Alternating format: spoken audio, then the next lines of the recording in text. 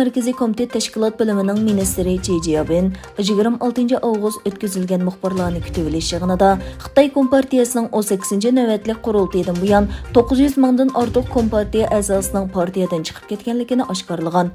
Chi Jiabin 900 mingdan ortiq kompartiya a'zosining partiyadan chiqib ketishining partiyadan qo'g'lab chiqarildi deb atamagan.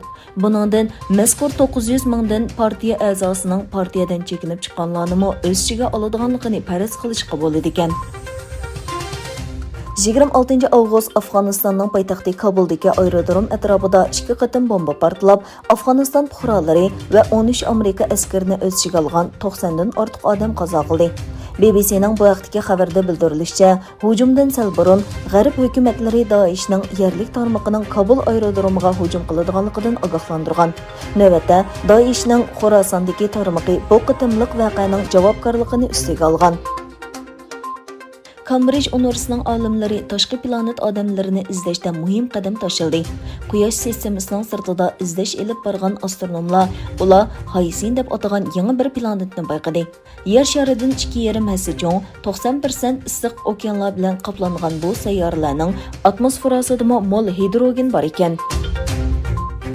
Germaniyalik tadqiqotchi Adrian Zenz eng yangi dokladida Xitoyning Sharqiy Turkistondagi nopus cheklash siyosati davomlashgan taqdirda 2040-yilga borganda 4,5 million Uyg'ur nopusining yo'qolishini keltirib chiqarganligini ko'rsatib o'tdi. Adrian Zenz 24 avgust O'rta Osiyo tekshirish jurnalida Uyg'ur millatining nopus ustunligini yo'qotish, Beijingning Janubiy Shinjongdagi nopus a'lolashtirish strategiyasi haqida analiz nomli yangi dokladni e'lon qildi. Amerika ovozining xabarida bildirilishicha, Amerika, Yaponiya, Hindiston va Avstraliyaning dengiz armiyalari 26 avgust Xitoyning tahdidiga o'rtoq taqobil turish maqsadida Malabar birlashma harbiy manevrini boshlagan. Qozog'istonning janubidagi Jambel o'lkasining Bayzakov rayoniga joylashgan bir harbiy qismning o'q-to'ri isklatida yuz bergan portlashda 12 nafar harbiy xodim va qutqizish atritining a'zosi hayotidan ayrildi. Ko'pincha o't o'chiruvchilar va qutqizish xodimlari bo'lgan 90 kishi yaralandi.